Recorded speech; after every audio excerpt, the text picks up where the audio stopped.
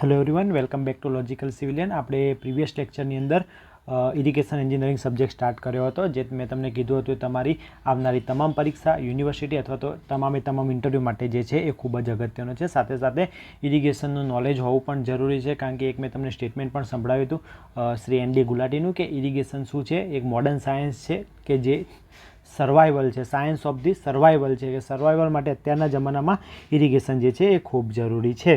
તો આપણે ત્યારબાદ જોયું હતું કે હિસ્ટ્રી, ઇરિગેશનનું ડેવલપમેન્ટ ઇન્ડિયાની અંદર કઈ કઈ રીતે થયું છે, અત્યારે ક્યાં સુધી પહોંચ્યું છે, તો આપણે એટલી ચર્ચા કરી ચૂક્યા છીએ. તો આજનો લેક્ચર જે છે એ આપણો પર્ટિક્યુલરલી ઇરિગેશન શું છે, ઇરિગેશન એન્જિનિયરિંગ શું છે, ઇરિગેશન એ પાર્ટ છે વોટર રિસોર્સિસ એન્જિનિયરિંગનો. તો વોટર રિસોર્સિસ એન્જિનિયરિંગ શું છે, ત્યારબાદ આપણે નેસેસિટી ઓફ ધી ઇરિગેશન સમજીશું, પછી ઇરિગેશનના ફાયદા અને ગેરફાયદા એટલે બેનિફિટ્સ અને ઇફેક્ટ્સ જોઈશું.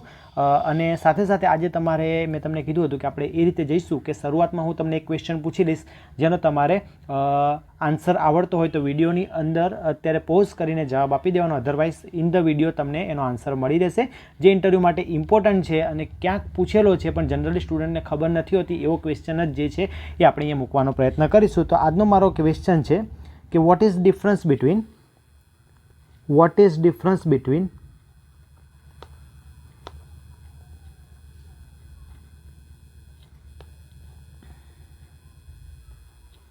crop yield and crop productivity.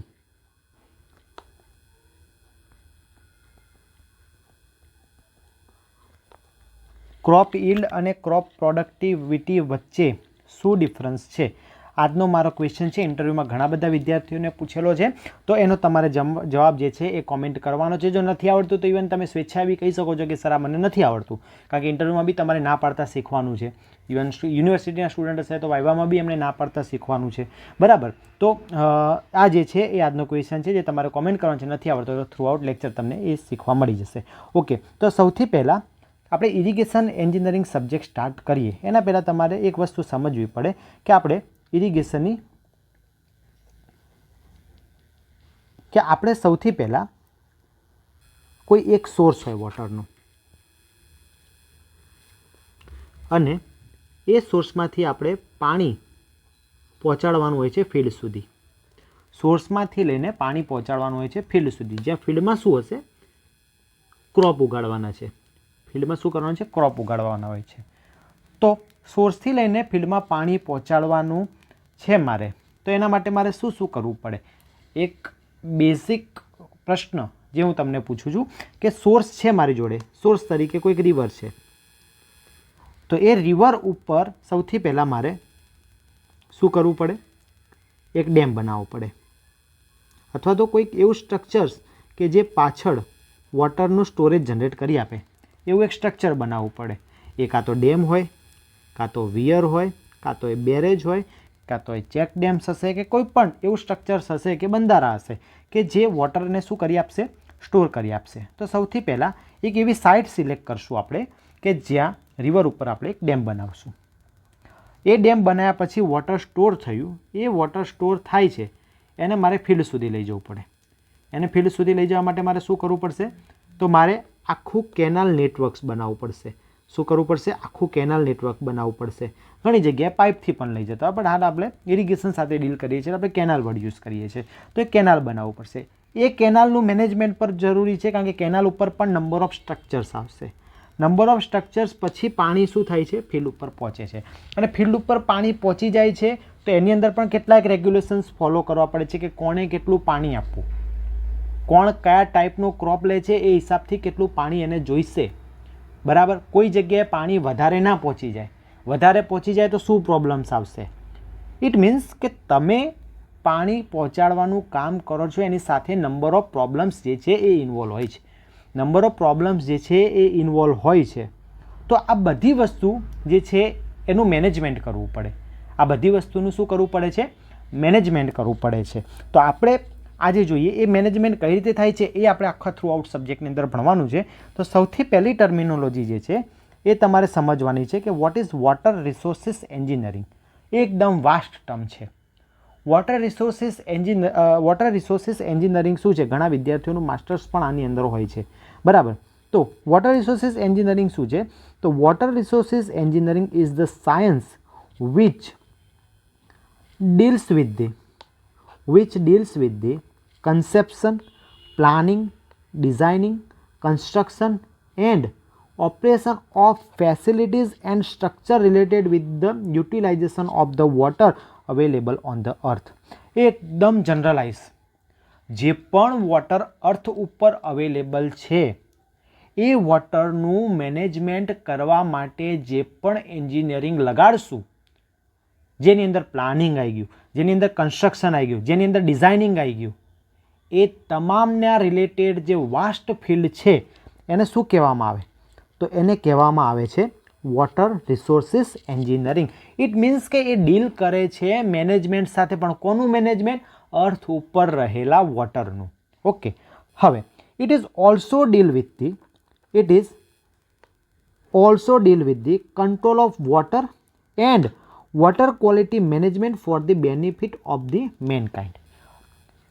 કોઈ પણ આપણે ડેવલપમેન્ટ કરીએ, તમે કીધું કે અર્થ ઉપર રહેલા પાણીનું મેનેજમેન્ટ કરવાનું છે, તો મેનેજમેન્ટની અંદર શું હોય? તો બે વસ્તુ આવે મેઇનલી, એક ક્વોન્ટિટી અને એક ક્વોલિટી. ક્વોન્ટિટી અને ક્વોલિટીને મેનેજમેન્ટ કરવાની. હવે આ બે વર્ડ તમે શાંતિથી વિચારશો ને તો આની અંદર બધું આવી ગયું કે ભાઈ ડિમાન્ડ, તો ભાઈ ઇરિગેશન માટે કેટલી ડિમાન્ડ, ઇન્ડસ્ટ્રી માટે કેટલી ડિમાન્ડ, ઇરિગેશન માટે કેટલી ડિમાન્ડ, બરાબર, ડ્રિંકિંગ વોટર માટે કેટલી ડિમાન્ડ, ફાયર માટે કેટલી ડિમાન્ડ, આ બધી જ ડિમાન્ડ ભેગી થાય એટલે તમને ક્વોન્ટિટી મળે. તો મેનેજ શું કરવાનું છે તમારે? ક્વોન્ટિટી. હવે શું એકલી ક્વોન્ટિટી મેનેજ કરવાથી ચાલે? એકલી ક્વોન્ટિટી મેનેજ કરવાથી ચાલે ના. તો જે જગ્યાએ તમે વોટરનું મેનેજમેન્ટ કરો છો ત્યાં બે વર્ડ હંમેશા સાથે આવે, એક ક્વોન્ટિટી અને બીજું ક્વોલિટી. ક્વોન્ટિટી અને ક્વોલિટી જે છે એ મસ્ટ રિક્વાયર્ડ છે શેના માટે? તો મેનેજમેન્ટ માટે. અને આ જે મેનેજમેન્ટ કરીએ છીએ એને શું કહીએ છીએ આપણે? Water resources engineering. હવે આ બધું આપણે કરીએ શું કરવા માટે? કુદરત છે, કુદરતનું કામ કરે જ છે, પણ માણસ જે છે એ પોતાનો સ્વાર્થ હંમેશા વિચારતો હોય છે. માણસ હંમેશા પોતાનો સ્વાર્થ વિચારે, કારણ કે મગજ કોને આપ્યું છે? ખાલી માણસને જ આપેલું છે, બરાબર. તો એ માણસ જે છે એ પોતાના સ્વાર્થ માટે, આપણે સ્વાર્થ વર્ડ એટલા માટે યુઝ કરીએ, પોતાનું ડેવલપમેન્ટ થાય છે, વેલ્થ સાથે રિલેટેડ છે, બરાબર. એટલે આ બધું જ આપણે મેનેજ કરીએ છીએ કોના માટે? તો મેનકાઇન્ડ માટે, એટલે કે જે પણ સજીવો છે અથવા જે પણ માણસો છે એ લોકો માટે. ઇટ મીન્સ કે આ ડીલ કરે છે direct quantity and quality of water સાથે, અને જે શેના માટે જરૂરી છે? તો મેનકાઇન્ડ માટે જરૂરી છે. Water resources engineering is extremely important science. The economy of the nation depends on the large extent on the development and conservation of water resources. બરાબર. તો આ શું કહેવા માગે છે? તમે કોઈ પણ મોટી કન્ટ્રી જોઈ લો, તમે USA જોઈ લો, તમે ચાઇના જોઈ લો, બરાબર. હવે કોઈ મને એમ કહેશે કે આ લોકો જોડે વોટર ઇન્ફ્રાસ્ટ્રક્ચર નથી. કોઈ સિંગલ વ્યક્તિ એવું કહી શકે કે આની પાસે વોટર ઇન્ફ્રાસ્ટ્રક્ચર નથી?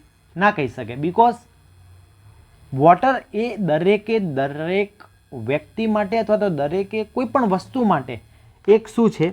બેઝિક નીડ છે. એટલે કે વોટરનું મેનેજમેન્ટ કરવું એ એકદમ ઇમ્પોર્ટન્ટ સાયન્સ જે છે એ કહી શકાય, બરાબર. કારણ કે એ ડીલ કરે છે directly economy of the nation. A govern કરશે ઇકોનોમી દેશની. જેટની પાસે વોટર મેનેજમેન્ટ સારું એ દેશ અલ્ટિમેટલી આગળ હોય છે. નંબર ઓફ ડેમ્સ કયા દેશ જોડે વધારે છે? તો યુએસએ એન્ડ ચાઇના જોડે. તો જોઈ લો, એ લોકો આગળ છે. વોટર મેનેજમેન્ટ કોનું સારું છે? તો વોટર મેનેજમેન્ટમાં બીજા પણ દેશ છે, એવું નથી કહેતો કે યુએસએ ચાઇના. કોઈક જોડે વોટર રિસોર્સિસ સ્ટ્રક્ચર ઓછા છે, વોટર રિસોર્સિસ અથવા તો વોટર મેનેજમેન્ટ કરતાં સ્ટ્રક્ચર ઓછા છે, બરાબર. સ્ટ્રક્ચર ભલે ઓછા રહ્યા પણ એ લોકોનું વોટર મેનેજમેન્ટ પણ સ્ટાન્ડર્ડ હોઈ શકે છે. એ સ્ટાન્ડર્ડ મેનેજમેન્ટના કારણે એ લોકો ઇકોનોમીમાં બહુ આગળ હોય છે, ઇકોનોમી અથવા તો ડેવલપમેન્ટની અંદર બહુ આગળ હોય છે. ત્યાંનું લોકજીવન જે છે એ ખૂબ સ્ટાન્ડર્ડ હોય છે. ઇટ મીન્સ કે ડાયરેક્ટલી વોટર જો સાથે તમે કનેક્ટેડ હશો, વોટરનું મેનેજમેન્ટ હશે, તો એ દેશ અથવા તો એ નેશન અથવા એ કન્ટ્રી જે છે એ આગળ જ હશે. તો એ વોટર રિસોર્સિસ એન્જિનિયરિંગ એક એક્સ્ટ્રીમલી ઇમ્પોર્ટન્ટ સાયન્સ છે. હવે આપણું જે ફિલ્ડ છે અત્યારે એ છે ઇરિગેશન. આપણું ફિલ્ડ જે છે એ શું છે? ઇરિગેશન. તો ઇરિગેશન એટલે શું? તો હવે વોટર રિસોર્સિસ એન્જિનિયરિંગની અંદર અલગ અલગ વસ્તુનો સમાવેશ થાય. એની અંદર એક પર્પઝ છે ઇરિગેશન, બરાબર. એ ઇરિગેશનનો મતલબ શું થાય? તો ઇરિગેશન શું કરશે કે તમારી પાસે આ વોટરનો એક સોર્સ છે, બરાબર. વોટરનો સોર્સ છે અને આ તમારી પાસે એક ફિલ્ડ છે. આ તમારી પાસે ફિલ્ડ છે અને એ ફિલ્ડમાં મારે શું કરવાનું છે? ફિલ્ડમાં મારે ઉગાડવાના છે ક્રોપ. ફિલ્ડમાં શું કરવાનું છે? મારે ક્રોપ ઉગાડવાના છે. આ ક્રોપ ઉગાડવા માટે નેચરલી વોટર અવેલેબલ હોય અથવા ના પણ હોઈ શકે. આપણે એવું માની લઈએ કે નેચરલી વોટર અવેલેબલ છે નહીં થ્રુ આઉટ ધી સિઝન અથવા થ્રુ આઉટ ધી યર. અને એ તો સ્વાભાવિક વસ્તુ છે કે કોઈક વખત કોઈ સિઝનમાં પાણી અવેલેબલ હોય તો કોઈ આખા વર્ષ માટે અવેલેબલ ના પણ હોઈ શકે, બરાબર. તો મેઇન વસ્તુ શું છે કે આ જે આપણે ક્રોપ ઉગાડીએ છીએ ને ફિલ્ડમાં, એને સક્સેસફુલી ગ્રો કરવો પડે. એને સક્સેસફુલી શું કરવો પડે? ગ્રો કરવો પડે. તો એના માટે મારી પાસે નેચરલ વોટર જે છે ઓછું છે, તો મારે શું કરવું પડે? આર્ટિફિશિયલી એક વોટર આપવું પડે. આર્ટિફિશિયલી વોટરનો સપ્લાય કરવો પડે, જેથી આ જે ક્રોપ છે એનો ફૂલ ગ્રોથ થઈ શકે અને સારામાં સારી ક્રોપ ઇલ્ડ જે છે એ મળી શકે. તો ઇરિગેશન શું છે? તો irrigation defined as the process of artificial supplying water to the soil for raising of the crop. તો ક્રોપના ઉગવા માટે આર્ટિફિશિયલી વોટર સપ્લાય કરવાની જે મેથડ છે એને શું કહેવામાં આવે? એને જે છે એ ઇરિગેશન કહેવામાં આવે. એક સિમ્પલ ડેફિનેશન તમે લિટરેચરમાં જોશો, રેફરન્સ બુકમાં જોશો તો irrigation engineering, water resources engineering, hydrology, આ બધાની નંબર ઓફ ડેફિનેશન્સ આપી. અમુક સ્ટાન્ડર્ડ બુકો તો એવી છે જેને કયા કયા ઓથરે લખેલી છે કઈ ડેફિનેશન, એવી રીતે 7-8 ડેફિનેશનો અલગ અલગ આપેલી હોય છે. પણ તમારે ઇન્ટરવ્યૂમાં બોલવા માટે સૌથી સારી ડેફિનેશન એ છે કે ક્રોપને આર્ટિફિશિયલી ગ્રોથ કરવા માટે ક્રોપને ફૂલ ગ્રોથ કરવા માટે આર્ટિફિશિયલ વોટર આપવાની મેથડને ઇરિગેશન તરીકે ઓળખવામાં આવે. ઓકે, હવે ઇરિગેશન તમને ખબર પડી ગઈ તો મેં તમને કીધું કે વોટર રિસોર્સિસ એન્જિનિયરિંગ એક વાસ્ટ ફિલ્ડ છે. એનો એક પર્પઝ છે ઇરિગેશન અને એ ઇરિગેશનને મેનેજ કરવા માટે જે સબ્જેક્ટ આવે છે, જે ફિલ્ડ આવે છે, એને આપણે ઇરિગેશન એન્જિનિયરિંગ કહીએ છીએ. પરંતુ મેઇન શબ્દ એ છે, મેઇન પોઈન્ટ એ છે કે આપણે એને ડિફાઇન કઈ રીતે કરવી. તો વોટ ઇઝ ઇરિગેશન એન્જિનિયરિંગ? તો ઇરિગેશન એન્જિનિયરિંગ શું છે? તો irrigation engineering is a science dealing with, words જોજો, planning, designing, construction, operation and maintenance of the various irrigation work. એટલે અગેન તમે યાદ કરો, મેં શું કીધું હતું કે તમારે ફિલ્ડ સુધી પાણી પહોંચાડવા માટે એક સાઇટ સિલેક્ટ કરવી પડે, જેને તમે સોર્સ કહેશો. એ સોર્સની અંદર વોટરની ક્વોન્ટિટી જનરેટ કરવા માટે તમારે ડેમ, વિયર, બેરેજ કન્સ્ટ્રક્ટ કરવી પડે. ડેમ, વિયર, બેરેજ કન્સ્ટ્રક્ટ કર્યા પછી એ વોટર જે જનરેટ થાય છે એના માટે પ્લાનિંગ અને મેનેજમેન્ટ જોઈશે. એને ડિસ્ટ્રીબ્યુટ કરવા માટે તમારે કેનાલ નેટવર્ક જોઈશે અને ફિલ્ડ ઉપર પણ એનું મેનેજમેન્ટ જે છે એ જરૂરી છે. તો આ આખું એન્જિનિયરિંગ સોર્સથી લઈને ફિલ્ડ સુધી લઈ જવા માટે એપ્લાય કરવામાં આવે છે for the purpose of the irrigation. એને શું કહેવામાં આવે? ઇરિગેશન એન્જિનિયરિંગ તરીકે ઓળખવામાં આવે છે. તો it is the science dealing with the planning, designing, construction, operation and maintenance of various irrigation work. તો ઇરિગેશન વર્ક્સના planning, designing, construction, operation and maintenance માટે જે પણ સાયન્સ છે એને આપણે શું કહીએ છીએ? Irrigation engineering. તો જેની અંદર શેનો સમાવેશ થાય છે? તો ઇટ ઇન્ક્લુડ કન્સ્ટ્રક્શન. કોનું? ડેમનું, રિઝર્વોયરનું, કેનાલ્સનું, હેડવર્ક્સનું, રિવર કંટ્રોલ સ્ટ્રક્ચર્સનું, ડ્રેનેજ એક્સેટ્રાનું, બરાબર. ત્યારબાદ મેં કીધું હતું કે ફિલ્ડમાં પહોંચ્યા પછી પણ મેનેજમેન્ટ જરૂરી છે. તો ફિલ્ડમાં જે પાણી પહોંચે છે તો એની અંદર વોટર લોગિંગ થાય છે કે નહીં, ના થાય તો શું ધ્યાન રાખવું, એ બધું પણ આની અંદર સમાવેશ થાય છે. બીજું, જ્યાં તમે ડેમ બનાવો તો તે જગ્યાએ તમે હાઇડ્રો પાવર પણ જનરેશન કરી શકો છો. તો ઇરિગેશન એન્જિનિયરિંગ જે છે એ કન્સ્ટ્રક્શનથી લઈને, પ્લાનિંગથી લઈને, મેનેજમેન્ટથી લઈને દરેક વસ્તુને સાથે ડીલ કરે છે. તો આ હતું તમારું ઇરિગેશન. હવે ઇન્ટરવ્યૂમાં પ્રશ્ન કઈ રીતે પૂછે છે? એકદમ સિમ્પલ, લગભગ 50% વ્યક્તિઓને, કારણ કે તમે જે ડિપાર્ટમેન્ટનું ઇન્ટરવ્યૂ આપો છો એ ડિપાર્ટમેન્ટની પ્રાયોરિટી ઇરિગેશન છે, બરાબર. ગુજરાતની અંદર મોટે ભાગેના ઇન્ટરવ્યૂમાં ઇરિગેશન સબ્જેક્ટ પૂછાય જ છે. એવું હોય જ નહીં કે આરએનબીનું ઇન્ટરવ્યૂ એને ઇરિગેશન ના પૂછાય, કે GWSSBનું ઇન્ટરવ્યૂ હોય કે GMCનું ઇન્ટરવ્યૂ એમાં ઇરિગેશન ના પૂછાય. ઇરિગેશનનો પ્રશ્ન આવે જ, બિકોઝ ગુજરાતના ડેવલપમેન્ટ માટે ઇરિગેશનનો બહુ રોલ રહેલો છે, બરાબર. તો એ ઇરિગેશન જે છે એ શું છે અને ઇરિગેશન એન્જિનિયરિંગ એટલે ઇવન બેઝિક પ્રશ્ન મારા કેટલાય વિદ્યાર્થીઓના પ્રશ્ન પૂછેલો છે કે ઇરિગેશન અને ઇરિગેશન એન્જિનિયરિંગની અંદર શું ડિફરન્સ છે, કે આ બે વસ્તુ સેમ છે, સમજો છો તમે. પછી એમ પણ પૂછી લે કે હાઇડ્રોલોજી અને ઇરિગેશન વચ્ચે શું ડિફરન્સ છે, ઇરિગેશન એન્જિનિયરિંગ અને વોટર રિસોર્સિસ એન્જિનિયરિંગમાં શું ડિફરન્સ છે.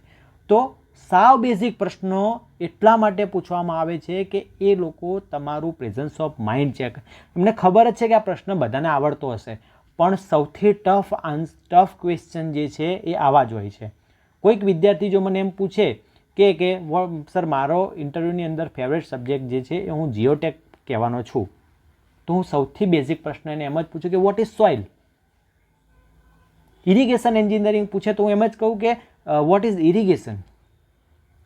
અને જો તમે પહેલો જ પ્રશ્ન ના આપી શકો તો વાત પતી જાય ત્યાં, અને કોઈ ડિફાઇન ના કરી શકે what is soil at the time of interview. આ વસ્તુ હું તમને અવેર કરું છું એટલે તમે બોલી શકશો, અધરવાઇઝ કોઈ ના બોલી શકે કે વોટ ઇઝ વોટર, ભલે સૌથી બેઝિક પ્રશ્ન રહ્યો. Vote is soil, what is fluid. આવા પ્રશ્નો જે બનતા હોય છે એ તમારા સબ્જેક્ટની અથવા તમારા રોલમાં જે સૌથી ઇમ્પોર્ટન્ટ હોય એ વર્ડ ઉપરથી બનતા હોય. તો એ બધી વસ્તુ મેં અહીંયા તમને ડિટેલમાં ડિસ્કસ કરી આપી. હવે મેઇન વસ્તુ એમ થાય છે કે સાહેબ તમે આટલી બધી વાત કરી કે વોટર રિસોર્સિસ એન્જિનિયરિંગની એની અંદર આવું ઇરિગેશન આવે, તો આ ઇરિગેશનની નેસેસિટી શું, ઇરિગેશનની જરૂરિયાત કેમ. તો મારે કોઈ ક્રોપ ગ્રો કરવો છે, આ મારો ક્રોપ છે ફિલ્ડની અંદર આવેલો, એને મારે ગ્રો કરવો છે, તેની પાસે મારી પાસે બે ઓપ્શન છે. તો એક પાણી અવેલેબલ છે, નેચરલી અવેલેબલ, બરાબર. તો જો મારી પાસે નેચરલી અવેલેબલ વોટર હશે તો ક્રોપ એની જાતે ઉગશે, બરાબર. પણ ક્યારે, જ્યારે નેચરલી અવેલેબલ વોટરનો જથ્થો પૂરતા પ્રમાણમાં અને મને જ્યારે જોઈએ છે ત્યારે અવેલેબલ હશે ત્યારે, મતલબ કે જ્યારે ક્રોપને રિક્વાયરમેન્ટ છે ત્યારે અવેલેબલ હશે ત્યારે શું થશે, ક્રોપ ગ્રો થઈ જશે. જો એ જથ્થો અથવા એ ક્વોન્ટિટી અવેલેબલ હશે તો, બરાબર. પણ આપણી કન્ટ્રી ઇન્ડિયા, જેમાં તમને પણ ખબર છે કે કોઈક જગ્યાએ ખૂબ સારો વરસાદ પડે છે તો કોઈક જગ્યાએ ખૂબ ઓછો વરસાદ પડે છે, બરાબર. કોઈક જગ્યાએ જમીન એવી છે કે જે વોટરને સ્ટોર કરી શકે છે, કોઈક જગ્યા એવી છે જે વોટરને સ્ટોર નથી કરી શકતી, બરાબર. તો આવા બધા જ જે પ્રોબ્લેમ છે એ આપણે ફેસ કરીએ છીએ, બરાબર. તો આ બધા પ્રોબ્લેમ જે છે એ ફેસ કરતા હોવાને લીધે આપણને ખબર છે કે આપણી પાસે નેચરલી અવેલેબલ વોટર કેટલું છે, વેરી લેસ છે. ઇટ મીન્સ કે જો મારે ક્રોપને ગ્રો કરવો છે તો આપણો બીજો ઓપ્શન કે મારે આર્ટિફિશિયલ વોટર સપ્લાય આપવો જ પડે, આર્ટિફિશિયલ વોટર સપ્લાય આપવો જ પડે, બરાબર. આ આર્ટિફિશિયલ વોટર જે છે એ આપવા માટેનું જે એન્જિનિયરિંગ છે એને તો આપણે ઇરિગેશન કે એન્જિનિયરિંગ કીધું, બરાબર. હવે આર્ટિફિશિયલ વોટર સપ્લાય આપણે આપીએ છીએ તો શું થશે, થ્રુઆઉટ યર આપણે ક્રોપ ઉગાડી શકશું, ભલે વરસાદ હોય કે ના હોય, આપણે વોટર જે છે એ પહોંચાડી શકશું, બરાબર. તો નેસેસિટી શું છે ઇરિગેશનની એ તમે સમજી ગયા કે આપણો જે કન્ટ્રી જે છે એ એવી કન્ટ્રી છે, ટ્રોપિકલ કન્ટ્રી છે, જ્યાં રેનફોલ ઉપર આપણે ટોટલી ડિપેન્ડન્ટ રહી શકીએ નહીં. તો આર્ટિફિશિયલ વોટર સપ્લાય જરૂરી છે, બરાબર. તો એના અમુક એવા મુદ્દા કે એક ઇનએડિક્વેટ રેનફોલ છે, મતલબ જરૂરિયાત કરતાં ઓછો વરસાદ, બરાબર. શું છે, જરૂરિયાત કરતાં ઓછો વરસાદ. હા, એક બીજી વસ્તુ કહી દઉં કે આ જે આપણી PDF છે એ PDF તમારે જોઈતી હોય તો આપણી એપ ધ લોજિકલ સિવિલિયન, જેની લિંક ડિસ્ક્રિપ્શનમાં છે એની અંદર અપલોડ થઈ જશે. બીજો લેક્ચર પતે છે એટલે બંને લેક્ચરની ભેગી અપલોડ કરી દઈશ, તો ત્યાંથી તમે લઈ શકો છો. બીજું કે તમારો કોઈ પણ ડાઉટ હોય રિગાર્ડિંગ ઇન્ટરવ્યૂ, બરાબર, તો એ તમે મને એ એપમાં ડાયરેક્ટલી પૂછી શકો છો. બીજી વસ્તુ કે આપણી ટેલિગ્રામ ચેનલ છે જેની અંદર 2100 જેટલા લોકો છે અને આંકડો ધીમે ધીમે વધતો જ જાય છે, બરાબર. તો એ એપની અંદર તમે એની ડિસ્ક્રિપ્શનમાં લિંક છે ત્યાંથી જ જોઈન કરજો.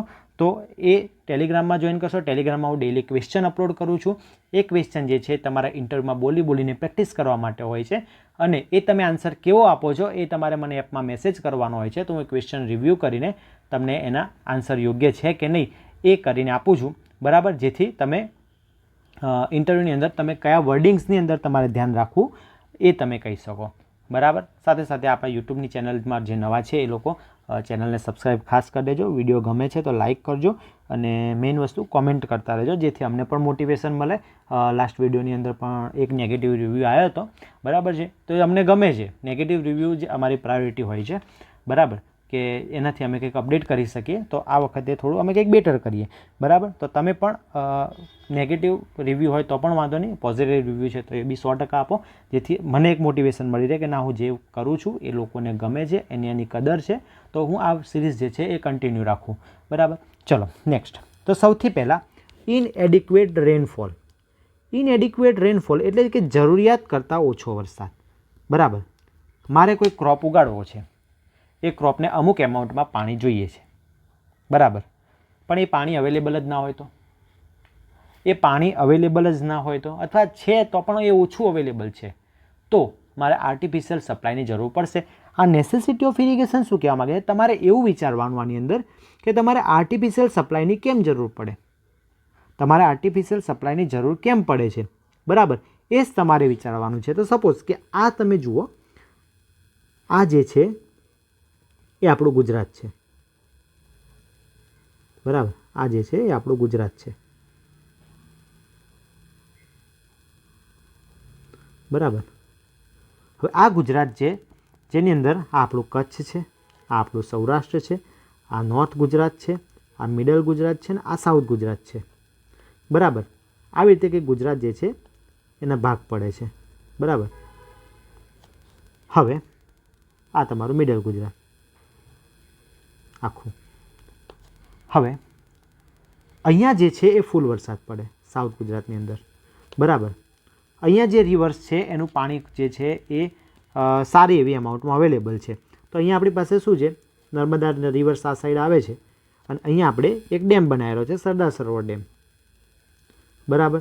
તો એનું પાણી આપણે નર્મદા મેઇન કેનાલ થ્રુ તમે ક્યાં ક્યાં આપો છો? તો સૌરાષ્ટ્રને આપો છો, તમે મિડલ ગુજરાતને આપો છો, કચ્છને આપો છો, નોર્થ ગુજરાતને આપો છો, ઇવન અહીંયા જે છે એ રાજસ્થાન આવે છે, અહીંયા જે છે એ રાજસ્થાન આવે છે, બરાબર. તો આ રાજસ્થાનને પણ આપણે અહીંયા પાણી આપીએ છીએ, બરાબર. હવે બીજી વસ્તુ કે રાજસ્થાનનું જ એક્ઝામ્પલ લઈ લો કે નીચેનો પોર્શન જે છે એના અમુક બે જેટલા જિલ્લા જે છે એ આપણે નર્મદા કેનાલ થ્રુ કવર કરીએ, બરાબર. અને એના સિવાયના અમુક જે છે ઉપર સતલુજ રિવરના પાણીથી ઇરિગેશન લે છે, બરાબર. તો ઉપર સતલુજ રિવરથી શું કરે છે? ઇરિગેશન માટે પાણી લે છે. તો આ બધું કેમ કરવું પડે? તો અહીંયા આપણે બે એક્ઝામ્પલ જોયા કે એક નોર્થ ગુજરાત, બીજું મિડલ ગુજરાત, કચ્છ અને સૌરાષ્ટ્ર. આમાં આપણે આર્ટિફિશિયલ સપ્લાય આપ્યો ક્યાંથી?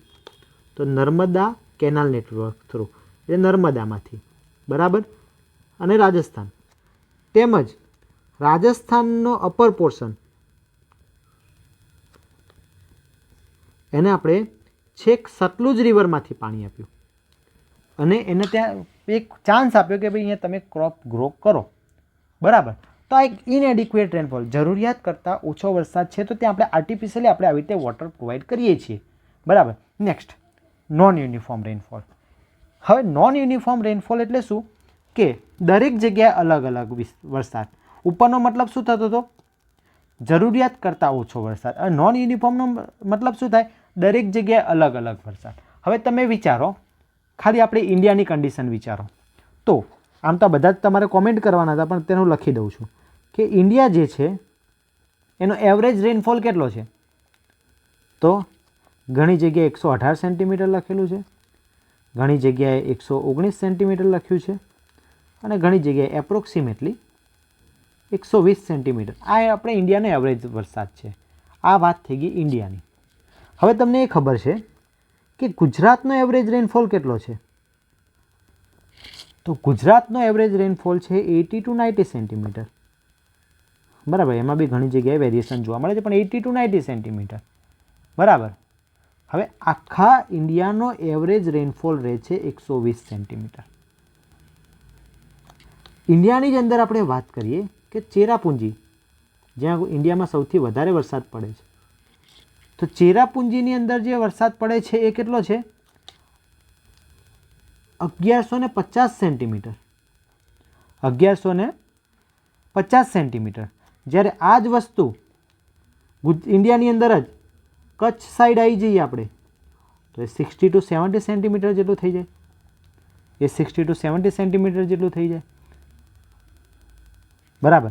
ગુજરાતની જ અંદર, કચ્છમાં મેં આટલું કીધું, અને ગુજરાતની જ અંદર ધરમપુર અથવા તો વલસાડ સાઈડ તો એ નિયરલી 1000 સેન્ટીમીટર જેટલો વરસાદ પડે છે ઇન સિઝન. બરાબર. તો જોયું કે આપણે કચ્છ બાજુ 60 થી 70, ધરમપુર વલસાડ સાઈડ 1000 સેન્ટીમીટર. એ જ રીતે કે રાજસ્થાન સાઈડ 40, 50, 60 સેન્ટીમીટર જેટલો વરસાદ અને ચેરાપુંજી સાઈડ 1150 સેન્ટીમીટર જેટલો વરસાદ.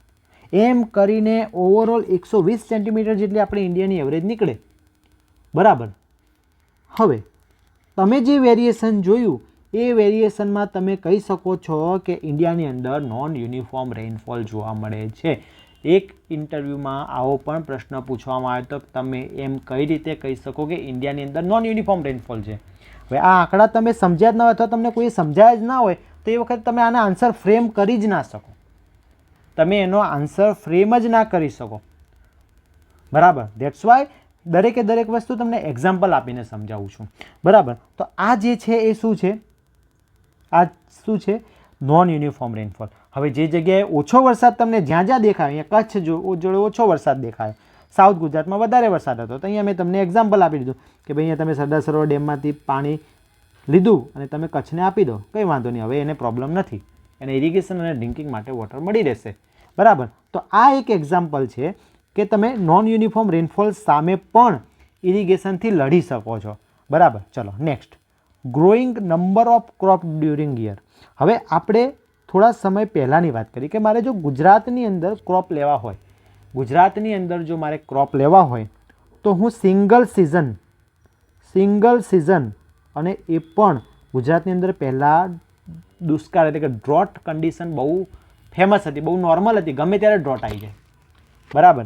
એવા કેસની અંદર મારે નંબર ઓફ ક્રોપ, બરાબર, number of crop through out year લેવા એટલે બહુ જ ઇમ્પોસિબલ જેવી વસ્તુ હતી કે તમે આખા વર્ષમાં સિંગલ ક્રોપ જ લઈ શકો, સિંગલ સિઝનમાં જ ક્રોપ લઈ શકો. એ પણ કઈ સિઝન? કે જે તમારી રેની સિઝન છે. રેની સિઝન છે એ વખતે જ તમે ક્રોપ લઈ શકશો. બરાબર. તો નંબર ઓફ ક્રોપ તો દૂરની વાત છે, ઇવન રેની સિઝન પણ રિલાયબલ નથી પહેલાં. બરાબર. હવે ઇન કેસ ઓછો રેન પડે તો આપણી પાસે વોટર સ્ટોરેજ કરતાં number of dams, number of structures છે. ઓકે. તો આજનો મારો કમેન્ટ કરવાનો ક્વેશ્ચન એ છે કે ગુજરાતમાં હાલ કેટલા ડેમ્સ છે? બરાબર. દરેક લોકો આન્સર આપજો જેથી બીજા જોવે. બરાબર. અને જે લોકોને મગજમાં એમ છે કે હું આન્સર નથી આપી શકતો તો બીજા લોકોની કોમેન્ટ જોજો તો તમને ખબર છે કે તમારા મગજમાં જે ચાલે છે સાચું છે ખોટું છે. કોઈ ખોટું હોય તો એને રિસ્પેક્ટફુલી સુધારીને આપજો.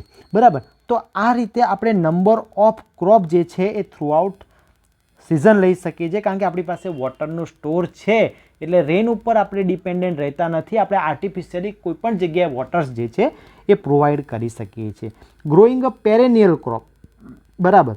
પેરેનિયલ ક્રોપ એટલે શું? ઘણા ક્રોપ એવા હોય છે કે જેને 2 કે 3 મહિના પાણી આપો તો એ સફિશિયન્ટ ગ્રો થઈ શકશે અને તમે બજારમાં એને વેચી શકશો.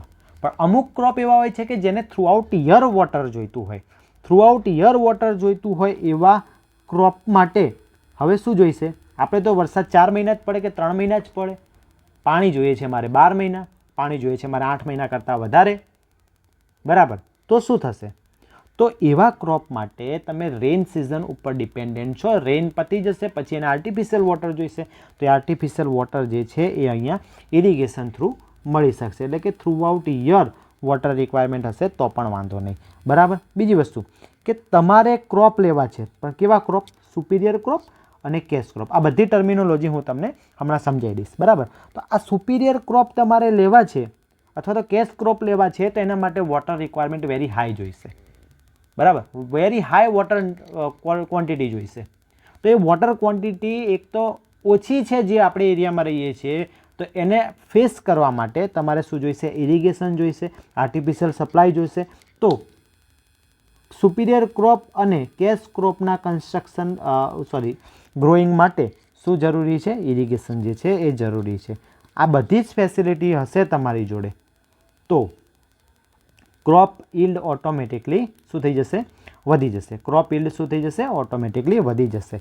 અને મેં કીધું એ પ્રમાણે કે પહેલાં ગુજરાતની અંદર ડ્રોટ બહુ આવતા હતા, બરાબર. તો એ વખતે આપણી પાસે એને લડવા માટે કોઈ ઓપ્શન નહોતો, બરાબર. પરંતુ હવે સરદાર સરોવર ડેમ, પછી એવા કેટલાય તાપી નદી ઉપર આવેલા અમુક મોટા ડેમ, ઉકાઈ ડેમ છે, પછી ધરોઈ ડેમ છે, દાંતીવાડા ડેમ છે, આપણી પાસે નંબર ઓફ મોટા મોટા ડેમ્સ છે, બરાબર. તો એ મોટા ડેમ્સ જે છે એ તમને સેફટી આપે છે કોના અગેન્સ્ટ? ડ્રોટ અગેન્સ્ટ, બરાબર. આપણી પાસે એક આખું ચેપ્ટર છે જેની અંદર આપણે જોઈશું, સમય મળશે તો આપણે હાઇડ્રોલોજીની અંદર ડ્રોટ અને ફેમિન કન્ડિશન એ બધી વસ્તુ આપણે ડિટેલમાં સર્ચ કરશું અથવા તો એક સ્પેશિયલ લેક્ચર લેશું જે તમારા માટે કેમ કે ઇન્ટરવ્યૂ માટે ઇમ્પોર્ટન્ટ છે, બરાબર. તો આપણે એ જોઈશું, બરાબર. તો નેક્સ્ટ જે છે એ ઇમ્પોર્ટન્ટ ડેફિનેશન. મેં અહીંયા તમને ઘણી બધી વાતો કરી, બરાબર. ઘણી બધી વાતો કરી કે પેરેનિયલ ક્રોપ જોઈશે, સુપિરિયર ક્રોપ જોઈશે, કેશ ક્રોપ જોઈશે અને ક્રોપ ઈલ્ડ છે ને આ બધી વસ્તુ આપણે વાત તો કરી લીધી, પણ મેઇન વસ્તુ એનો મતલબ તો તમને ખબર હોવો જોઈએ ને, બરાબર. અને મેં તમને એક પ્રશ્ન પણ પૂછ્યો કે ક્રોપ ઈલ્ડ શું છે, બરાબર. દરેક જગ્યાએ તમે ક્રોપ ઈલ્ડ વર્ડ સાંભળો ને તમે ઇન્ટરવ્યુમાં વારંવાર કહેશો સર ઇરિગેશનથી ક્રોપ ઈલ્ડ વધી જશે, બરાબર. પણ તમને એ જ નહીં ખબર કે ક્રોપ ઈલ્ડની ડેફિનેશન કઈ રીતે આપવી. મનોમન જવાબ આપજો સાચો ખોટો, બરાબર. તમને એ જ નથી ખબર કે what is a crop yield, એકચ્યુઅલમાં ક્રોપ ઈલ્ડ શું છે એ જ તમને નથી ખબર. તો ચલો મારી વેરી ફર્સ્ટ ડેફિનેશન છે, દેટ ઇઝ અ પેરેનિયલ ક્રોપ, બરાબર. તો આ એવા ક્રોપ છે જે શું કરે છે? થ્રુઆઉટ યર ગ્રો કરે છે, બરાબર. થ્રુઆઉટ યર ગ્રો કરતા જે ક્રોપ છે એને શું કહેવામાં આવે? પેરેનિયલ ક્રોપ. બીજી વસ્તુ કેશ ક્રોપ એટલે શું? તો આ એવા ક્રોપ છે જેનો main purpose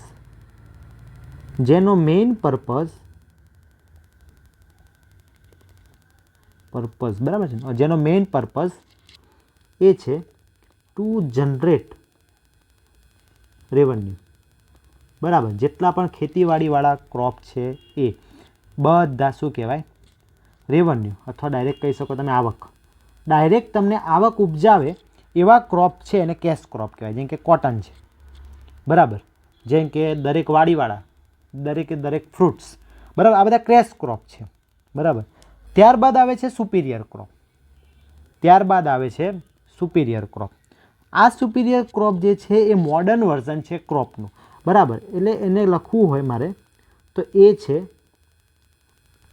genetically modified crop, બરાબર. પછી બીજું કેવું હોય તો એ હાઈ વેલ્યુ ક્રોપ છે, બરાબર. તો genetically modified crop and high values crop જે છે એને શું કહેવામાં આવે? Superior crop. હવે કે સાહેબ તમે મને એ કહી દો કે આ જીનેટિકલી મોડિફાઈડ ક્રોપ શું છે? તો તમે દરેક વ્યક્તિએ સાંભળેલું હોય એવું એક્ઝામ્પલ આપું કે તમે રાઈઝ સાંભળેલું હશે. રાઈઝ એટલે ખબર પડે બધાને, બરાબર. રાઈઝનો મતલબ શું થાય? તો રાઈઝ એટલે ચોખા, બરાબર. તો આ રાઈસ તમે સાંભળ્યું હોય, પણ હવે તમે રાઈસમાં અલગ અલગ ટાઈપ પણ જોઈ શકો છો. જેમ કે જીમ જતા હોય તે લોકો બ્રાઉન રાઈસ લે, બ્રાઉન રાઈસ હતો તો બ્લેક રાઈસ, બરાબર. તો આ રાઈસ હતું એ તમારો નોર્મલ ક્રોપ હતો પણ જીનેટિકલી મોડિફાઈડ ક્રોપ થઈ ગયો બ્રાઉન રાઈસ. સ્વાભાવિક છે કે એને વોટર રિક્વાયરમેન્ટ કોઈક રીતે પ્લસ માઇનસ જોઈશે, બરાબર. હાઈ વેલ્યુ ક્રોપ, બરાબર. તમે પહેલાં અમુક ફ્રૂટના નામ પણ નહીં સાંભળ્યા હોય અથવા જોયા પણ નહીં હોય, પણ હવે તમને દરેક જગ્યાએ અમુક ફ્રૂટ્સ જોવા મળે છે, જેમ કે ડ્રેગન ફ્રૂટ્સ, બરાબર. તો આ બધા હાઈ વેલ્યુ ક્રોપ્સ છે. તો આ genetically modified crop and high value crops જે છે એ તમારા સુપિરિયર ક્રોપની કેટેગરીમાં સમાવેશ થાય છે. તો જો મારે સુપિરિયર ક્રોપ્સ જો ઉગાડવા હોય તો સ્વાભાવિક છે કે મારે પાણીની જરૂરિયાત જે છે એ વધી શકે છે, બરાબર. તો એ નીડ માટે પણ મારે શું જરૂર હોય છે? ઇરિગેશનની જરૂર હોય છે. ત્યારબાદ જે વર્ડ આવે છે એ આવે છે ક્રોપ યીલ્ડ. બહુ જ અગત્યનો વર્ડ. તમે વારંવાર તમારો મેઇન પર્પઝ ઇરિગેશનનો એ જ હોય છે કે ક્રોપ યીલ્ડ વધારો. ક્રોપ યીલ્ડ વધે છે ને એટલે જેટલું ક્રોપ યીલ્ડ વધારે એટલે એક તો દેશની કોઈપણ કન્ટ્રીની ફૂડ માટેની સેફટી વધારે, બરાબર. ફૂડ માટેની સેફટી જે છે એ વધારે, બરાબર. બીજું, ફૂડ માટેની સેફટી વધે છે એટલે એક કન્ટ્રી કોન્ફિડન્ટ સાથે ગ્રોથ કરી શકે છે, બરાબર. તો ક્રોપ યીલ્ડનો એક બીજો પણ બેનિફિટ છે. બીજું, જેટલું પણ કન્ટ્રીની ક્રોપ યીલ્ડ વધારે એટલે એ કન્ટ્રીની અલ્ટિમેટલી આવક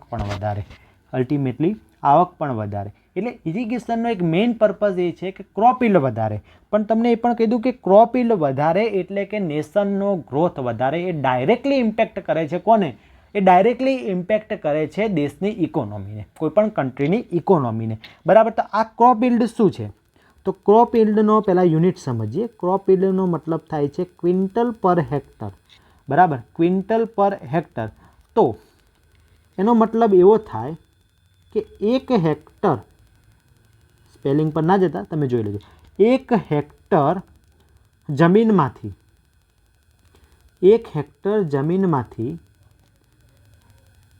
કેટલા ક્વિન્ટલ ક્રોપ થશે એને ક્રોપ યીલ્ડ કહેવાય. હવે આજે તમને ખબર જ પડી કે ભાઈ ક્રોપ યીલ્ડ વધારે જોઈશે, ક્રોપ યીલ્ડ વધારે. પણ ક્રોપ યીલ્ડ એટલે શું? તે ક્વિન્ટલ પર હેક્ટર છે કે એક હેક્ટર જમીનમાંથી મને કેટલો ક્વિન્ટલ ક્રોપ મળશે. જો મેં ઘઉં લીધા છે તો એક હેક્ટર જમીન છે મારી પાસે, એમાંથી કેટલા ક્વિન્ટલ મને ઘઉં મળશે, તો એને ક્રોપ યીલ્ડ કહેવાય, બરાબર. હવે વોટર વધારે તો આ ક્રોપ યીલ્ડ વધારે, બરાબર. અને વોટર ઓછું તો આ ક્રોપ યીલ્ડ ઓછી. બીજી વસ્તુ, મેં તમને ડાયરેક્ટ વસ્તુ કીધી કે જો ક્રોપ યીલ્ડ વધારે, બરાબર, હું એને શોર્ટમાં સિવાય લખું છું કારણ કે મેં જગ્યા ઓછી છોડી છે. ક્રોપ યીલ્ડ વધારે તો શું થશે? રેવન્યુ વધારે. કોની? ફાર્મર્સની કહી દો કે કન્ટ્રીની કહી દો. અને કન્ટ્રીનો ગ્રોથ પણ વધારે. ઇટ મીન્સ કે તમે વસ્તુ સમજો કે આ એક એવી ડેફિનેશન છે જે દેશની કન્ટ્રી સાથે પણ ડીલ કરે, પણ એ તમને નથી ખબર હોતી. હવે સેમ વસ્તુ આવે ક્રોપ યીલ્ડની જેમ ક્રોપ પ્રોડક્ટિવિટી, બરાબર. હવે આ તમારે સમજવું હોય કે ક્રોપ પ્રોડક્ટિવિટી શું છે તો તમારે પહેલાં ક્રોપ યીલ્ડ સમજવું પડે, બરાબર. તો હવે આ ક્રોપ પ્રોડક્ટિવિટી મતલબ આપણે બ્લુ કલર લઈ લઈએ, બ્લેક કલર લઈએ. તો ક્રોપ યીલ્ડ પર યુનિટ ડેપ્થ ઓફ વોટર. ચલો, ક્રોપ યીલ્ડનો યુનિટ શું હતો? ક્વિન્ટલ પર હેક્ટર. અને unit depth of water centimetre અથવા તો મીટરમાં હોઈ શકે, એટલે ક્વિન્ટલ પર હેક્ટર પર મીટરને શું કહેવામાં આવે? Crop productivity. મતલબ ક્રોપ યીલ્ડની જ્યારે વાત કરતા હોય ત્યારે વોટરની ડેપ્થ સાથે કંઈ લેવા દેવા હોતું નથી કે એક હેક્ટરમાંથી કેટલા ક્વિન્ટલ મને ઘઉં મળે છે, કેટલા ક્વિન્ટલ મને ક્રોપ મળે છે, એને હું ક્રોપ યીલ્ડ કહી દેતો હતો. પરંતુ જ્યારે વાત આવે ક્રોપ પ્રોડક્ટિવિટીની ત્યારે એની અંદર ઇન્વોલ્વ થાય છે વોટર. કે હું unit depth of water provide કરીશ તો એમાંથી મને કેટલી ક્રોપ યીલ્ડ મળશે, તો એને આપણે ક્રોપ પ્રોડક્ટિવિટી કહીશું, બરાબર. તો યુનિટ ડેપ્થ ઓફ વોટરથી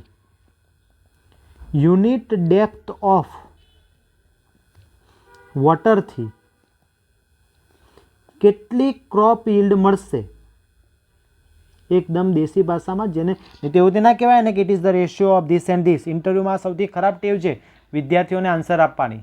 કોઈ પણ પ્રશ્ન પૂછો it is the ratio of this and this, એને તમે શું સમજ્યા છો ને એ કહેવું પડે, બરાબર. તો યુનિટ ડેપ્થ ઓફ વોટરથી કેટલી ક્રોપ યીલ્ડ મળશે એને શું કહેવામાં આવે? ક્રોપ પ્રોડક્ટિવિટી કહેવામાં આવે. જેનો યુનિટ શું છે? ક્વિન્ટલ પર હેક્ટર પર મીટર, મીટરની જગ્યાએ સેન્ટીમીટર, કંઈ પણ હોઈ શકે, બરાબર. ઓકે. હવે બીજી વસ્તુ કે આ વાત હું તમને કહું છું કે આ ઇન્ટરવ્યૂ માટે ઇમ્પોર્ટન્ટ છે, તમને નહીં માનવામાં આવે, ઇવન એસએસસી જેઈની અંદર પ્રિલિમની અંદર પણ આ પ્રશ્ન પૂછાયેલો છે. બરાબર, એસએસસી જેઈની અંદર પ્રિલિમમાં પણ આ પ્રશ્ન પૂછાયેલો છે. બરાબર, પણ કોઈ પણ મટીરિયલમાં તમને આ વસ્તુ ના મળે, આ મારી ગેરંટી. અને ઇન્ટરવ્યૂમાં પૂછાય છે તો પણ તમને કોઈને ખબર નથી હોતી. બરાબર, that's why detail study interview માટે તમને લાગવાના મોકા બહુ ઓછા હોય છે. પ્રિલિમ દરેક વખતે નથી નીકળતી હોતી. એવા કેટલાય કિસ્સા હોય છે કે જેમાં વિદ્યાર્થી 2 પ્રિલિમ કાઢે છે, 2 ઇન્ટરવ્યૂ આપે છે, રહી જાય, ત્રીજી પ્રિલિમ જ નથી નીકળતી હોતી. તો જ્યારે તમને ઇન્ટરવ્યૂનો મોકો મળે છે ત્યારે તમે જે મેઇન સબ્જેક્ટ છે ને ડિટેલમાં કેમ ના વાંચી શકો? શું કરવા તમે 60, 70, 80 કે 100 પેજના મટીરિયલ ઉપર ડિપેન્ડન્ટ રહો? એવું નથી કહેતો કે મટીરિયલને રિવાઇઝ કરો. જે ડાઉટ આવે છે એના માટે એક પેરેલલમાં બુક પણ રાખો. જેના માટે મેં એક લેક્ચર મૂક્યો છે કે ઇરિગેશન ઇન્ટરવ્યૂ માટેની તૈયારી કેવી રીતે કરવી એ જોઈ લો. બરાબર, જેથી તમને ખ્યાલ આવે કે એકચ્યુઅલી તમારે વાંચવાનું શું છે. બરાબર, ત્યારબાદ મેં રોલ ઓફ આસિસ્ટન્ટ એન્જિનિયરિંગ પણ, assistant engineer in irrigation department. બરાબર, ભૂતકાળમાં આપણે GWSSB ડિપાર્ટમેન્ટમાં ઇરિગેશન આસિસ્ટન્ટ એન્જિનિયરનો શું રોલ, આવો પણ એક લેક્ચર્સ મૂકેલો છે. તો બધા લેક્ચર જુઓ, જે તમને ખબર પડે જે તમારો રોલ છે એ તમારે ડિટેલમાં વાંચવું જ પડે. સમજો છો હું શું કહેવા માગું છું? તો આ બધી વસ્તુ જે છે એ જરૂરી છે. તો મેં તમને કમેન્ટ કરવા એક પ્રશ્ન આપ્યો તો ક્રોપ યીલ્ડ અને ક્રોપ પ્રોડક્ટિવિટી. જેને આન્સર આપશે એ ઇટ્સ ઓકે છે. જો ખોટો પડે છે તો ડરવાની જરૂર નથી, કે એટલીસ્ટ તમે આન્સર આપવા માટે કેપેબલ છો.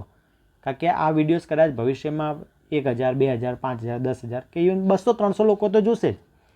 બરાબર, તો 200-300 લોકો સામે તમારે ખાલી કોમેન્ટ કરતાં બી તમે ડરતા નથી, એ બહુ સારી વસ્તુ છે. ઘણા વિદ્યાર્થીઓને એમાં પણ શરમ આવે, તો ઇન્ટરવ્યૂ તો ફેસ કરી જ નથી શકવાના. બરાબર, તો આ બધી વસ્તુ તમારો ફિયર દૂર કરવા માટે તમે ક્રોપ યીલ્ડ કે ક્રોપ પ્રોડક્ટિવિટીની ડેફિનેશન એ આપી દેશો કોમેન્ટમાં, તો કે વિડીયો ફેમસ નથી થવાનો. સમજો છો?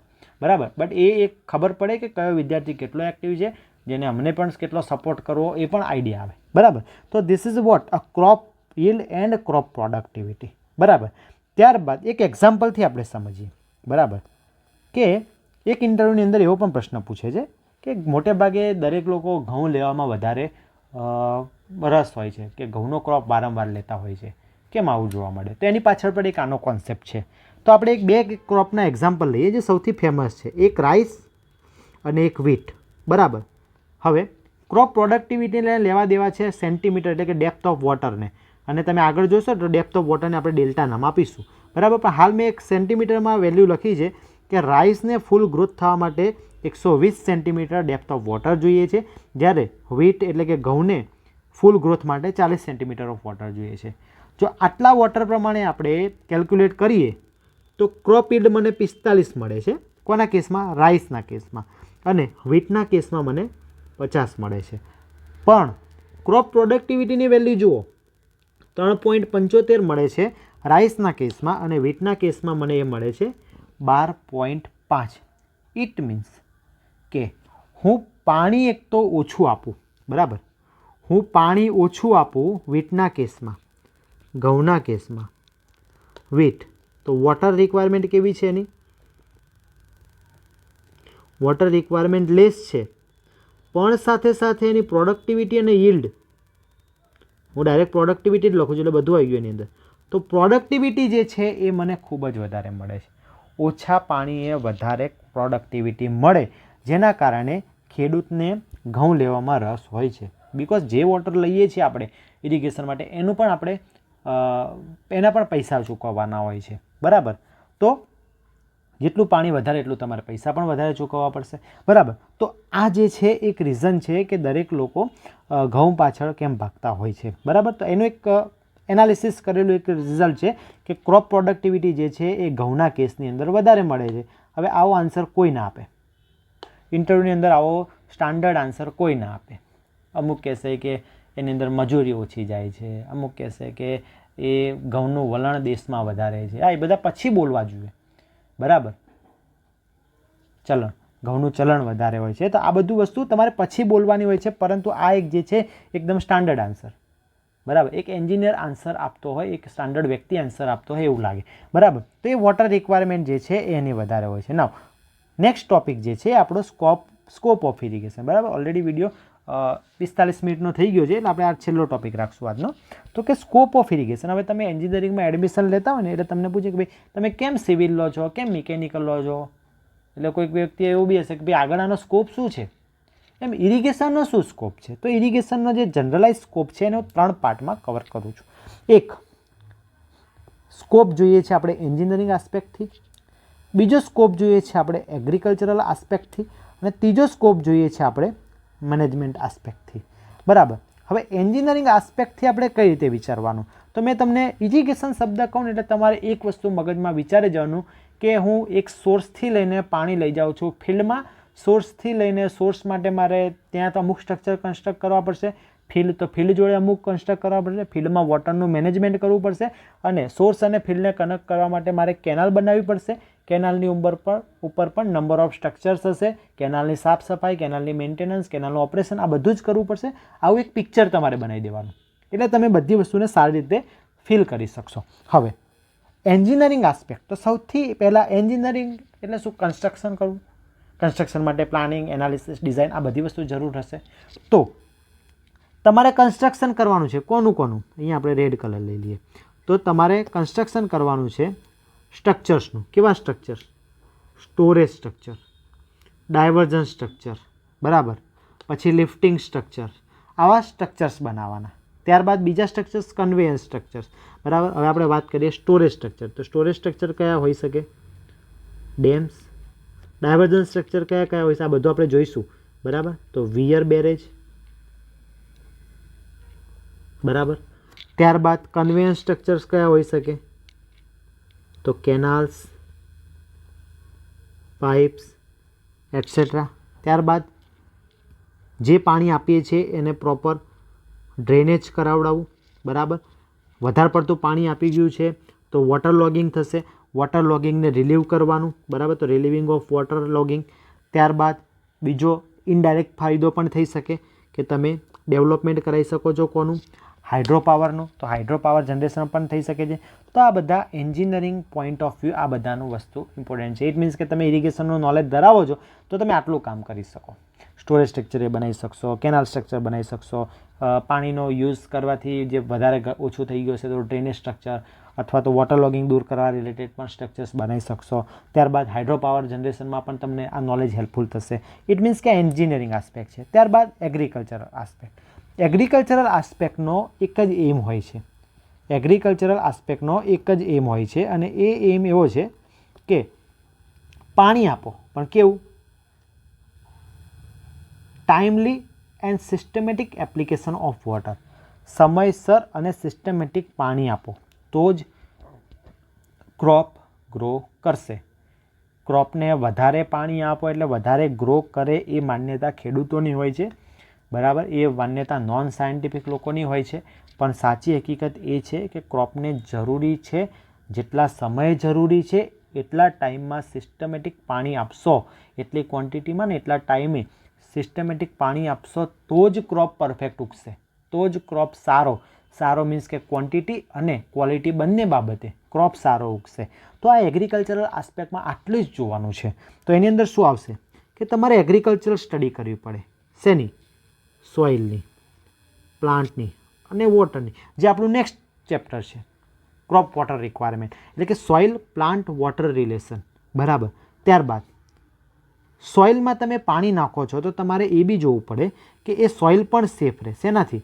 તો સોઇલ સેફ અગેન ઇરોઝન, બરાબર. એટલે conservation of soil against erosion, કે પાણીના લીધે એનું શું ના થઈ જાય? ઇરોઝન ના થઈ જાય. ત્યારબાદ જો તમે પાણી નાખો છો, પાણી નાખશો એટલે શું થશે? પાણી નાખશો એટલે એ સોઇલની અંદર પાણી જમા થશે. એ પાણી પોતાની જોડે એક સાર લઈને આવશે, તો એક સારને દૂર કરવા જેથી જમીનની ગુણવત્તા જળવાઈ રહે, બરાબર. તો એગ્રીકલ્ચરલ આસ્પેક્ટ જમીન અને પાણી અને ક્રોપ સાથે ડીલ કરાવશે, બરાબર. ત્યારબાદ મેનેજમેન્ટ આસ્પેક્ટ, આ બહુ જ અગત્યનું. જો મારે પોઈન્ટ 1 એન્ડ 2 સક્સેસફુલી રન કરાવવા હોય તો પોઈન્ટ 3 થી જ શક્ય થાય. બરાબર. પોઈન્ટ 1 પોઈન્ટ 2 ખબર પડી ગઈ ને. એન્જિનિયરિંગ આસ્પેક્ટ અને એગ્રીકલ્ચર આસ્પેક્ટ સક્સેસફુલી તો જ રન થશે જો મેનેજમેન્ટ આસ્પેક્ટ પણ તમે ભણ્યા હશો. તો મેનેજમેન્ટ આસ્પેક્ટ બરાબર, તો એ શું કહેવા માગે છે? તો એમાં તમે ટ્રેનિંગ અને એજ્યુકેશનનો સમાવેશ થાય. કોનો? ફાર્મર્સનો, અથવા તો જે યુઝર્સ છે એનો. બરાબર. પછી તમે એને એટલું બી શીખવાડો કે ભાઈ જૂની પદ્ધતિઓ કરતાં કેટલીક સાયન્ટિફિક એપ્રોચ પણ જરૂરી છે. બરાબર. પાણીને કન્ટિન્યુઅસલી લેવા કરતાં તમારે વારાબંધી પ્રમાણે યુઝ કરવું પડે. એટલે કે રેગ્યુલર ફૂલ પાણી લેવું એના કરતાં થોડા દિવસ જ્યાં સુધી ક્રોપ પાણીનો યુઝ કરે છે ત્યાં સુધી કોઈ બીજા જગ્યાને આપો, પછી એનો યુઝ થઈ જાય પાછું આ જગ્યાને આપો. ઇટ મીન્સ કે વારાબંધી પ્રમાણે પાણી લેવું પડે. અને એનો મેઇન જે પર્પઝ હોય છે to elimination of the ill effect of the irrigation. એટલે કે ઇરિગેશનના જેટલા પણ ગેરફાયદા છે એને ઘટાડવાનો એ આ મેનેજમેન્ટ આસ્પેક્ટનો જે છે એ મેઇન પર્પઝ હોય છે. બરાબર. તો આ હતા તમારા સ્કોપ ઓફ ઇરિગેશન. બરાબર. હવે નેક્સ્ટ જે છે એ આપણે જોવાનું છે benefits of irrigation as well as ill effect of the irrigation. બરાબર. પણ લેક્ચર 50 મિનિટનો થઈ ગયો છે એટલે આપણે આને ઓછો અહીંયા સુધી રાખીએ અને નેક્સ્ટ પાર્ટની અંદર આપણે આ ટૉપિક પણ નાનો વિડીયો બનાવીને કવર કરી દઈશું. બરાબર. તો ઓકે, જે લોકો વિડીયો પર ચેનલ પર નવા છે એ લોકો ચેનલને શું કરી દો? સબસ્ક્રાઈબ કરી દો, વિડીયોને લાઇક કરી દો, કમેન્ટ જેવી તમને લાગે છે કન્ટેન્ટ એ પ્રમાણે આપતા રહો.